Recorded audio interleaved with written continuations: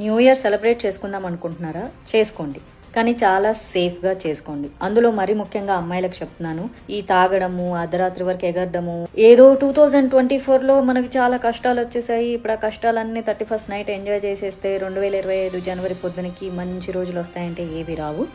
కేవలం క్యాలెండర్ మారుతుంది, డేట్ మాత్రమే మారుతుంది. మనం ఏదో చాలా సాధించేసినట్లు, జీవితంలో వెరగబొట్టు చేసినట్లు పార్టీలు చేసుకొని ఎంజాయ్ చేస్తే చేసుకున్నారు, కానీ సేఫ్ జోన్లో చేసుకోండి, ఓకేనా? అంత తాగి ఎక్కువైపోయి గాంజా, డ్రగ్స్ అవన్నీ తీసేసుకున్న తర్వాత మిమ్మల్ని ఎవరో ఒకళ్ళు ఎత్తుకుపోయి ఏదో ఒకటి జరిగి తోకిసలాట్లు, తోపులాటలు, రేపులు ఇంకేదో జరిగినాయి అనుకో, పోలీసుల మీద దయచేసి నేరాలని మోపొద్దు. 31st నైట్ మీ శరీరాలకి మీరే సంరక్షణ.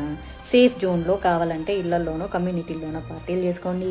పబ్బులకి, రోడ్ల మీద కేక్ కటింగ్స్, ఫారినర్స్ కూడా అలా చేసుకోవట్లేదు. వాళ్ళది న్యూ ఇయర్ అయినా సరే వాళ్ళు అంత తిరగబడి రోడ్ల మీద చేసుకోవట్లేదు.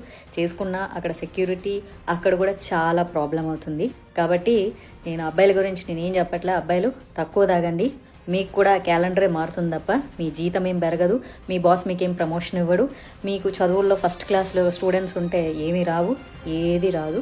లిమిటెడ్గా ఉండండి. న్యూ ఇయర్ అంటే అంతగా సెలబ్రేట్ చేసుకోవాలంటే కొత్త ఆలోచనలతో, కొత్త రెజల్యూషన్స్తో రేపటి నుంచి ఏం సాధించాలని చేసుకోండి.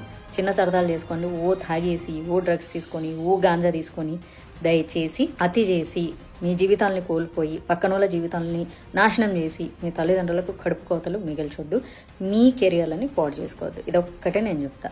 ఎంజాయ్ చేయండి, లిమిట్లో చేయండి, ఒళ్ళు మెదడు కంట్రోల్లో పెట్టుకొని చేసుకోండి. Thank you so much.